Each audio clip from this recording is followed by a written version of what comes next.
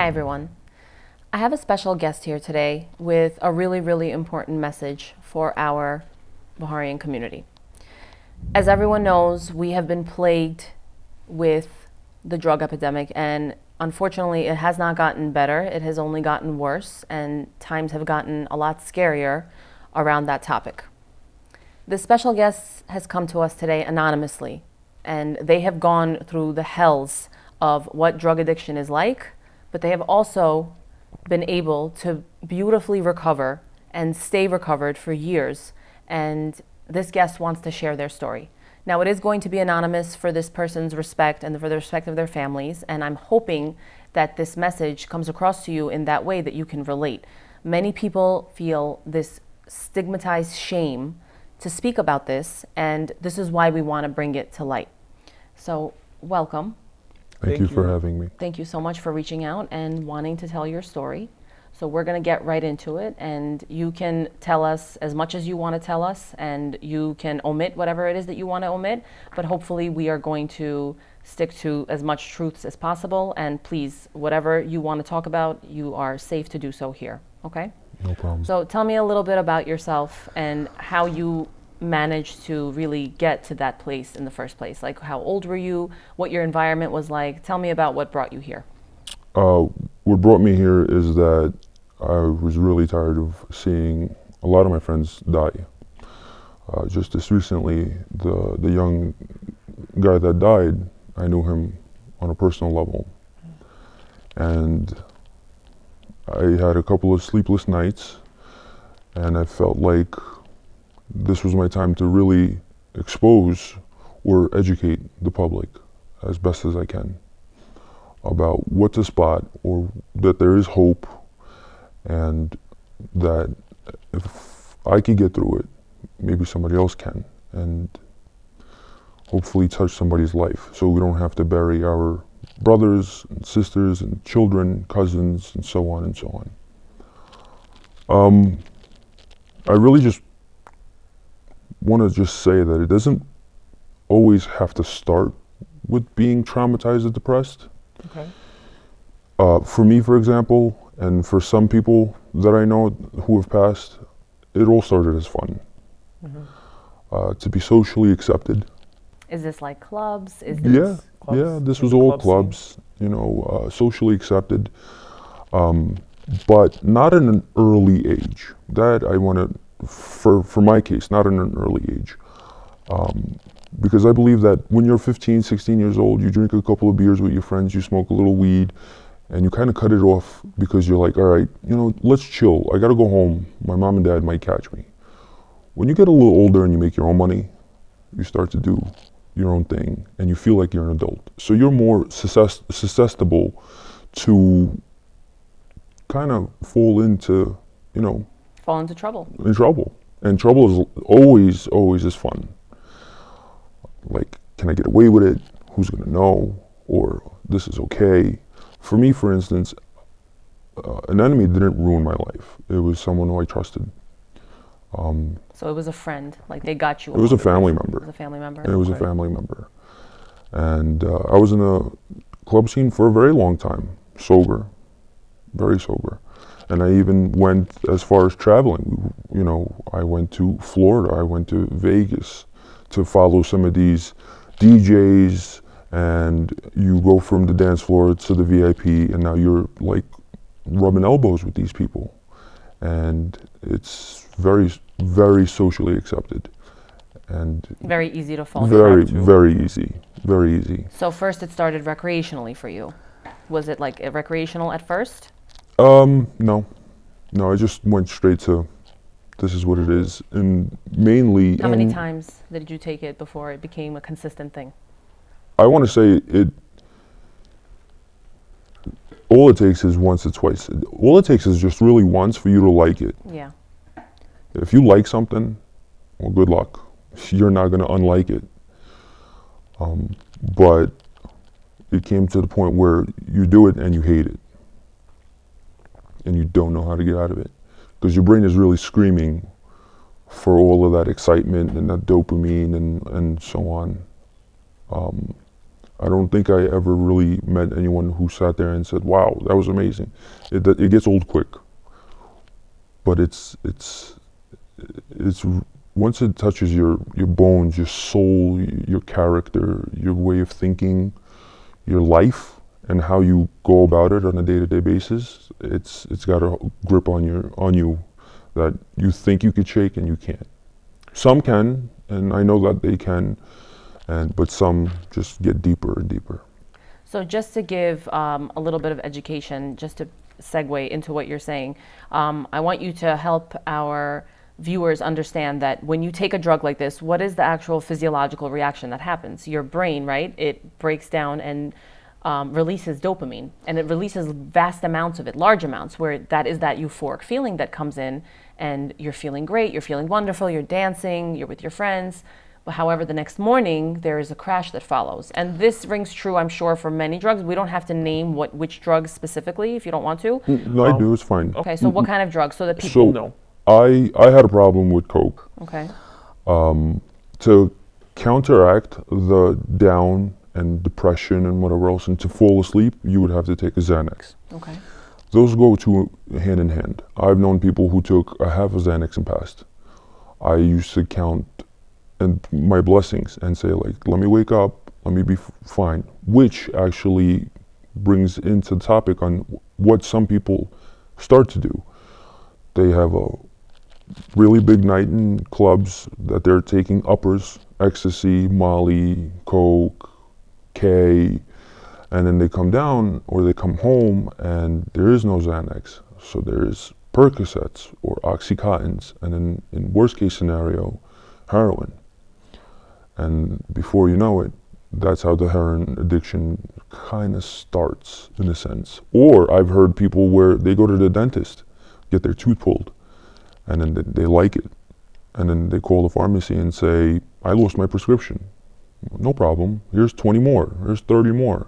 Yeah. And then, you know, its street value at the time was $5, $10, $30, $20. And then what took you $5 is now $200. And then what took you $200 is back to $5 in heroin. $5 turns into $10 and so on and so on. And at that point, you have a habit that you cannot control. What was your lowest moment? My lowest moment was when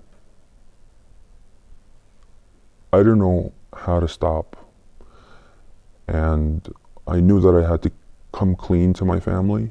It was my way of like, all right guys, it's either you help me out or this is probably gonna take me. Mm-hmm. And being someone who's overcome so many things in my life, that I thought that this was like, I'm indestructible. And this is the one thing that like crumbled and crushed every fiber in my body. And I didn't know who to turn to or how. And I finally came out and told my family, but also what really made me stop is the birth of my child and my children. You see, if there was really a message for the public, that'd be that if you don't have a purpose in life, you need to find it. My purpose was my children. What would be your message to somebody that does not have a purpose like that just yet? Maybe they don't have a child. Maybe they feel like they're not doing well in life. They don't know what they want to do with their lives. Maybe no career. Maybe their career is failing them. They're in the trenches, the deep, dark trenches of drug addiction, where everything seems like it's falling apart, most of which is at their own hands' fault, whether it's because their drug addiction took them there or because they were so depressed to begin with that they've lost everything along the way. What would be your message? In what way can they find their purpose? Well, you better find a purpose. And you shouldn't be ashamed of telling someone, especially your family members, because they do care and they do love you. And they don't want to see you suffering or struggling as you do. How did your parents take it? Like, how did your family react? Not well. Not well. Of course not. It's a shame. It's shameful. It's not well at first. What parent wants to admit that their child failed or their parenting skills failed? It's very taboo, especially for our community. It is. It's very, no, not us. Yeah. It almost comes off arrogant or ignorant. It is very arrogant. Our community is very arrogant in this, and it keeps happening, right? It's a lack of education. It's a lack of education, but what bothers me and why I wanted to do this interview is because we continuously see these overdoses. It's the hugest elephant in the room because 99% of the time it is completely hidden that it was an overdose, even though everybody in that audience. Well, it's socially accepted. It's actually nonsense. But it's actually like applaud, like, oh, have a shot, have a drink with your father. So that's another thing. So our own community glorifies the party life. We come from nothing. We come from nothing. We come from nothing, and that's when we come here, and now we have everything, and it's as if like we forgot our roots. But we did. Our values are completely mixed up. Absolutely. And I say our because I'm in the middle of this just like anyone else. Addiction is not racist. Yeah. It doesn't discriminate. It doesn't in any way, shape, or form. It is here and now in front of everyone, in every way, in every factor of life. You don't typically have to be addicted to drugs. You could be addicted to shopping. You could be addicted to everything. You know, coffee. It's there's addictions everywhere. Yeah. Everybody has their poison, they say. What would you, I want to understand, first thing is with your family, are you happy that they reacted that way now looking back, or would you have wanted them to be more supportive? Like, do you feel you would have gotten clean if you didn't have that, you know, feeling of disappointment attached to it? A lot of people watching right now, they might have this problem and they're terrified to come. They're terrified because they know that it's, first of all, it's very shameful. It is very shameful. And you have to put your ego aside to take accountability of your wrongdoings. And I think that takes a very mature individual. And you're not mature in your early 20s. Again, you're more stupid in your 20s than you are at 16. 16, you're like cautious. Again, you might get caught by your parents. You live under their rules, under their roofs. But now when you have your own money that you made your own efforts, and that you don't have to answer to anyone, it's different because, again, it's a conflict of interest within yourself. Right? I'm a grown man. I made my own money. I'm a grown woman. I made my own money. I went out. I could go out. I could do whatever. Especially in our community because the parents are so strict and they kind of don't want you touching everything. I think strictness is what needs to happen more. Well, you know what I mean when I say strict. Like the expectation is that, oh, you know, поздно не приходи, don't come home too late. Make sure you call your mom before you get there, this and that. Oh, we all knew how to manipulate it. Exactly. So we already all know the game. You know how to manipulate it. Now, let me ask you a question. I'm very curious. Sure. Was your family ever suspicious, or was this a full-blown, like... Absolutely. They were suspicious. Absolutely. So touch on that. What you're very clever when it comes down to, at your, like you say, trenches, at your lowest. Drug addicts are very manipulative. Very clever. Really, really, really clever. They know exactly what to say, how to hide it.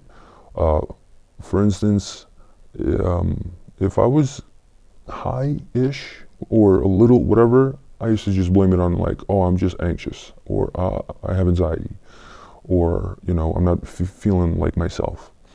And when someone's not feeling themselves, you're like, all right, let me leave them alone. Perfect. Yeah. I'm left alone. They don't want to see it, and you're kind of, you know, getting away with it. Yeah, your stomach hurts, you just lay there. Your head hurts, you just lay there. Leave him alone. He'll feel better soon. They'll check in. Here's some water. That's not what. But really, it's you got what you wanted. Just leave me alone. What do you want to expose? I want to expose that everything that you know about drugs is probably 5% of what what's really out there. The streets are ruthless. It's everywhere, especially now that they legalized marijuana, especially now that they're glorifying mushroom microdosing and this and that. It's a disaster. It's a dangerous game. It's very dangerous. And the fentanyl epidemic, everything is laced. See, when I was around, fentanyl wasn't spoken about. Yeah. It wasn't spoken about. And again, I was in the club scene, so it was a different type of drug. It was a scene. It was like, you know, it was a battle of Like, who could stay up the longest? Who could close out the party? Who could enjoy? Who could talk about what happened, what they felt, what they experienced? Or who went to, as far as Atlantic City and then all the way to the Hamptons in the same day? You know, these are all glorified warrior stories. And how did you do it? And what helped you? And oh, I did this, and I was tripping, or I was high, I was this and that in the middle of the night, and so on and so on. So what can we expose about this to prevent it from happening again?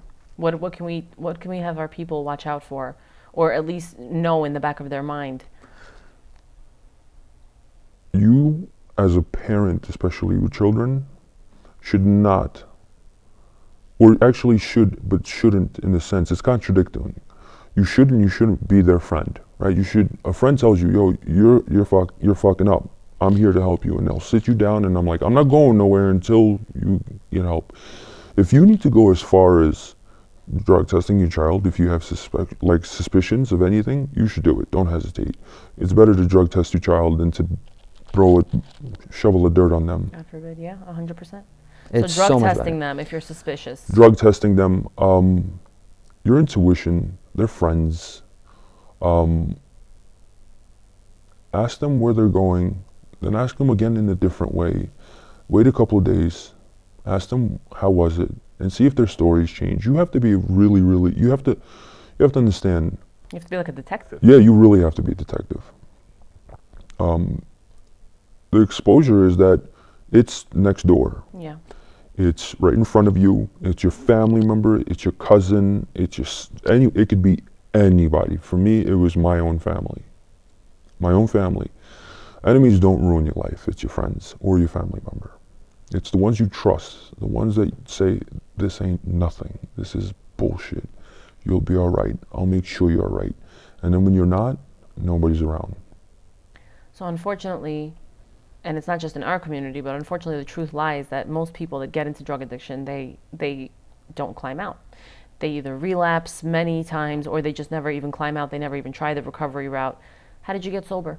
What did you do? What do you feel that you needed, that you're glad that you did to get you where you are right now? Because many people think it's impossible. Well, first of all, I blocked and disconnected myself from all social media. I stopped going out. I stayed with my family.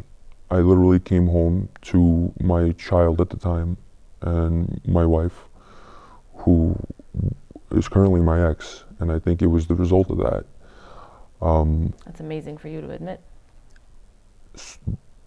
But just meditation helped me a lot. Just again, accepting the fact that you have an issue is the first step, and I didn't have to go to AA or NA or any of those. Like, if you read enough, you'll find, if you sit in silence long enough, you'll find your answer. And I sat in silence, and I read enough, and things clicked, and some things didn't. And I even went to therapy. I went to therapy. I didn't have insurance. I paid out of pocket. I mean, it came down to saving my own life. Yeah. Money was no issue to save your life. What is money and what is your life? Did you stay in the same environment that you were in? No, absolutely not. I, again, blocked everybody, disconnected from all social media. I don't drink. I quit smoking. I just completely disappeared. There's still people who will run into me years later and they're like, where the hell you been? I even moved to another state with my family because I didn't want to be around it. I think that's very powerful. It is. And I think being out of that environment finally gave you that second chance to But that wasn't, that was just the beginning. Of course, it's the beginning. What happened after, which was the hardest part, it was the depression, the crippling anxiety that comes along with it. That is your body screaming, right? So people think that, just heroin, you get dope sick or whatever it is. There's drugs out there, the uppers, the ecstasy, the cocaine, the K, and whatever else. You get massive anxiety, and your brain is screaming for the excitement, screaming for the dopamine. If you don't catch on to these little things, you won't really know, and it'll hit you like a bag of bricks. That's what it did to me. It was so bad at one point that I couldn't even hold my child for 4 months. How long did it take you to get clean? That day, when she was born, with the umbilical cord still bleeding in my hand wrapped, I'm covered in blood and all the fluids. I came up to the window, it was a rainy day and the sun broke, and I looked at my child and I said, just for you and me, because I also lost a father, and I didn't want my child to lose a father and have the, same feelings that I harbored. Just for you and me. I'll do this just for you and me. That purpose that I spoke about, I found that purpose, and it really helped. But again, I also got closer to God. I started praying every day. I started, speaking to God, as weird as it sounds, meditation. It was a ritual. I didn't do anything until I meditated for 10, 15 minutes. And eating healthy, taking vitamins. If you're having withdrawals, vitamins could help. B-complex helped me a lot. Fish oil, vitamin D, magnesium, everyday multivitamin, all helped me. It took me a year and a half, but it brought my levels kind of back. But again, it's every day. It's an everyday battle? It's an everyday. Every day. Do you still get cravings? Not cravings, but you're reminded. Mm-hmm. And what do you feel when you're reminded? You get very anxious. Yeah. None of that ever leaves you. I could watch a movie and everything comes running back, of course. I'll get chills. Yeah. I'll get flashbacks still. How do you feel every time you see somebody else overdose again? I wish I was there to put my hand on their shoulder and say, hey, listen, I'm right here. I did this by myself. You don't have to. But just know if you do, you can if you want to. If you really have to want to live. Yeah. You really... I think you have to say that one more time for everyone's You listening. really want to... You have to want it. You have to want to live. You have to want it. You really have to want to live. I'm sure that there's a lot of people who died that are not depressed. But if you ask them if they were here right now or had a chance to speak to them, they'd probably tell you, but what's there to live for? Yeah. It's shameful. It's very shameful. Our community is judgmental.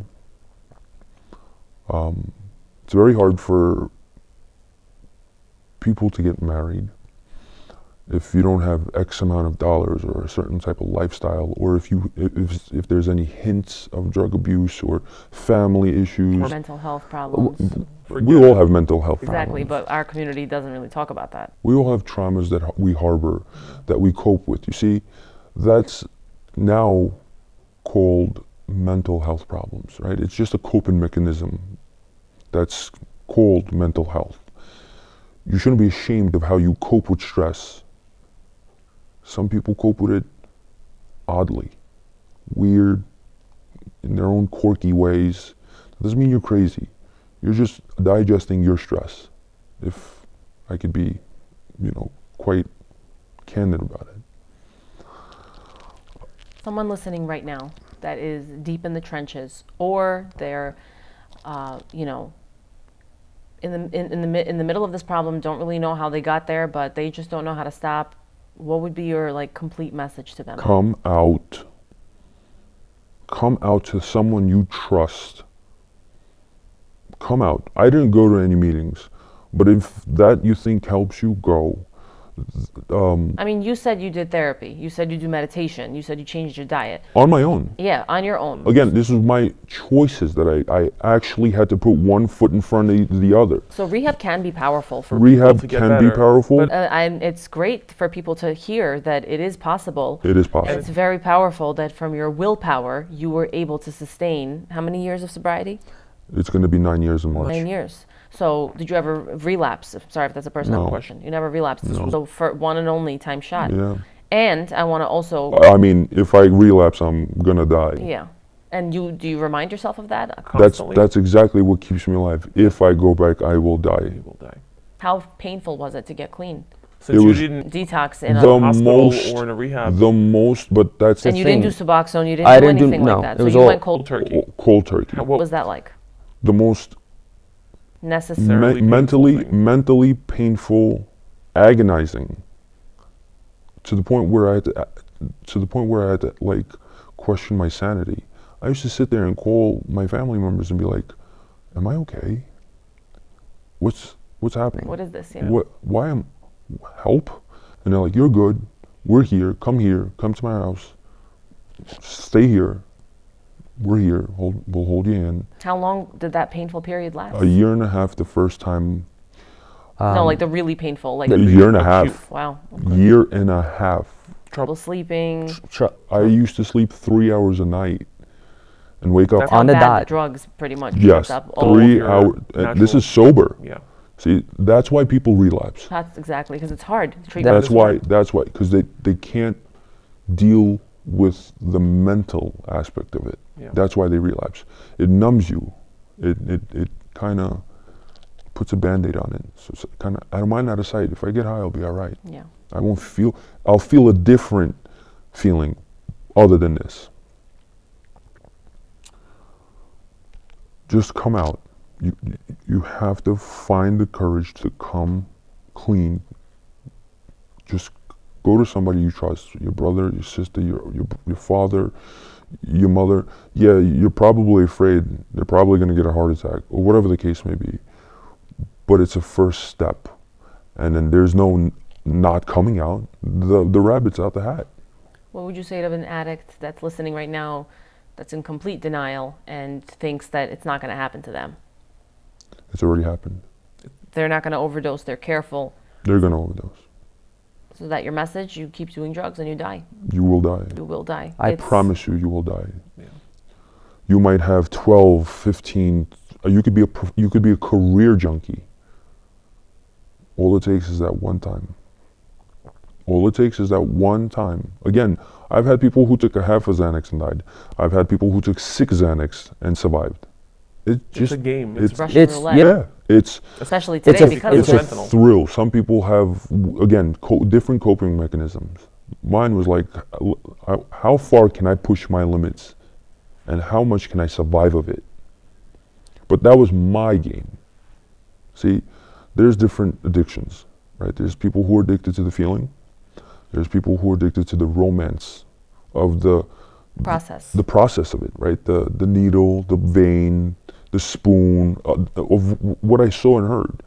For me, it was the waiting, calling, crushing, rolling the dollar, snorting, drinking, smoking, and then all over again. It's a surreal feeling where it's very blurred between reality and not reality. You literally sit there and it does make you into like a schizo. You're walking the streets thinking like they know I'm high. Yeah. They could tell I'm high. And some people have no idea. And it's just a wheel of basically chasing that high every single day. It comes to the point where if you don't, you feel Disgustingly sick. And disgustingly sick. Yeah. And again, it triggers another thing. Drugs trigger an obsessive compulsive disorder in people. That's where it like Kind well, of- drug-induced psychosis in general. is an very- OCD situation. Yeah. You start to obsess, Yeah. right? So there's people, for instance, they don't drink because it triggers like alcohol and this together, the same receptors are getting affected. right? I know people who smoke weed and then they don't smoke, but they have to have a Newport. Yeah. And again, that's just a ritual.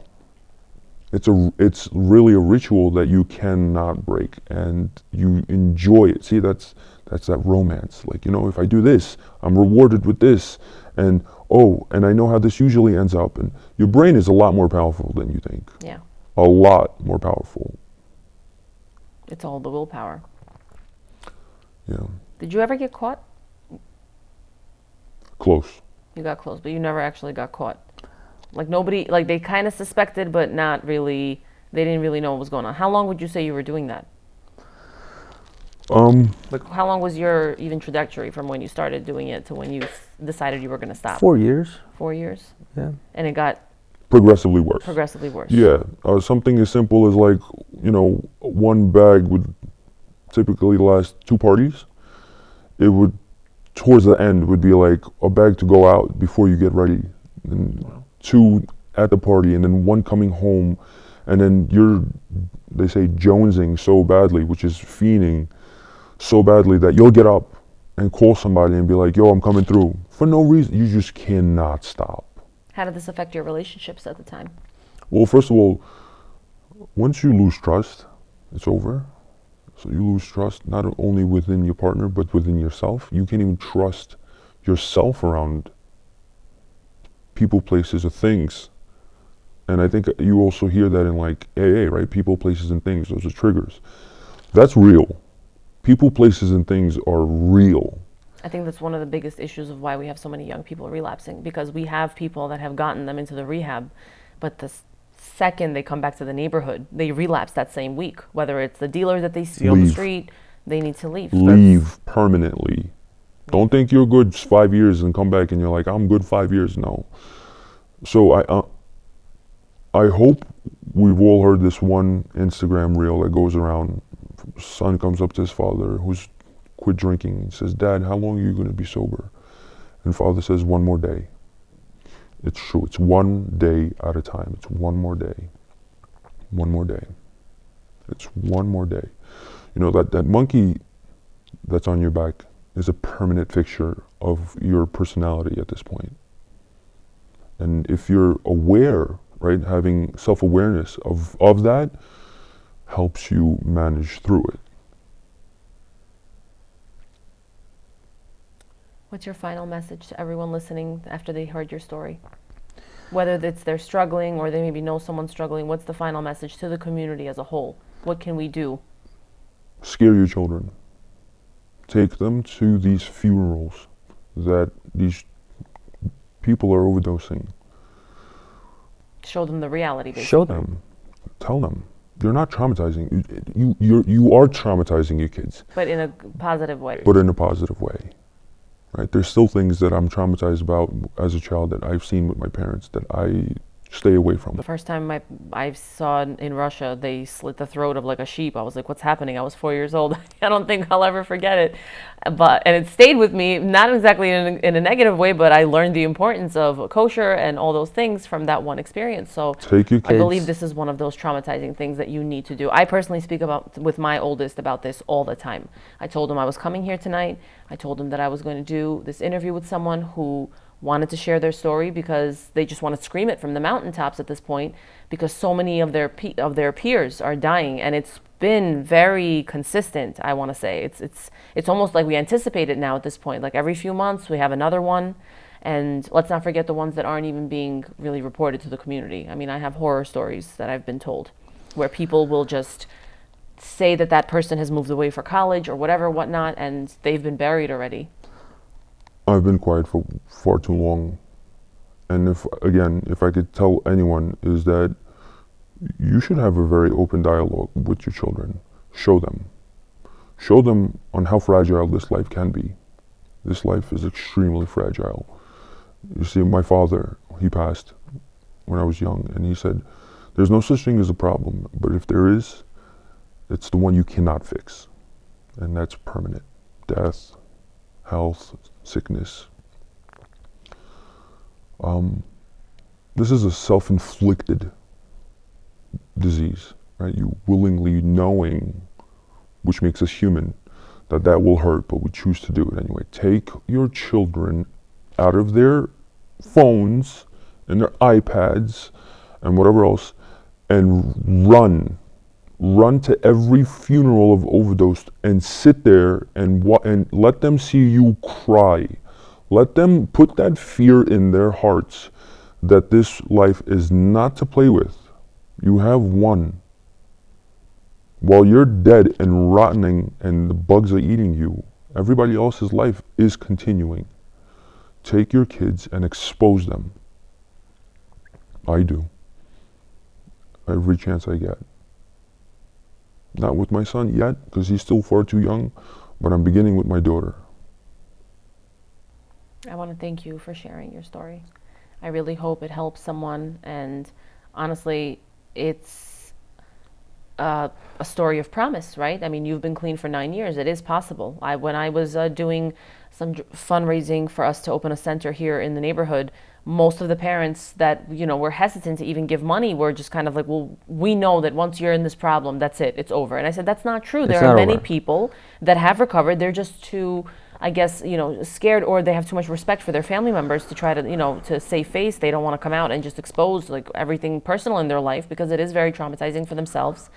But a lot of people don't believe that this is possible to get out of. And you are here as a symbol of hope, that not only is it possible, but it's manageable, but it is difficult. And I appreciate you shedding the truth on this, because people, like you said, that's why they relapse. It's just too hard. It's too hard. We have to start choosing our hards better. Everything is hard. Being addicted to drugs, I think you'll agree, is hard. And I think it's the hardest thing to be. It's the hardest thing. It's the hardest thing.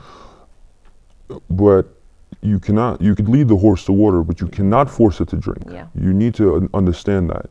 The person needs to want to stop. And it's supposed to be intertwined with finding something to live for. Give people chances. They deserve it. You'll be surprised on what could be accomplished. Give people chances. I didn't get many, but when I did, I grabbed onto it. It was my last. I'm really proud of you. I am too. Thank you again. And to everyone that was watching, I hope you can grab some kind of semblance from this, that this is affecting everyone. This is affecting your neighbor. This is affecting, you know, maybe the shul that you go to, the woman that you're sitting with on the left, her son is dealing with this. Nobody's talking about it with each other, and everyone that is dealing with it feels alone for that very reason.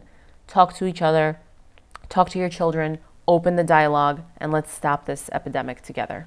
Thank you guys for listening and watching. And thank you for sharing your story. Thank you for having me. And thank you to the Kaikov Media for organizing this entire event so that we can do this with respect to your privacy. We really appreciate you guys, so thank you.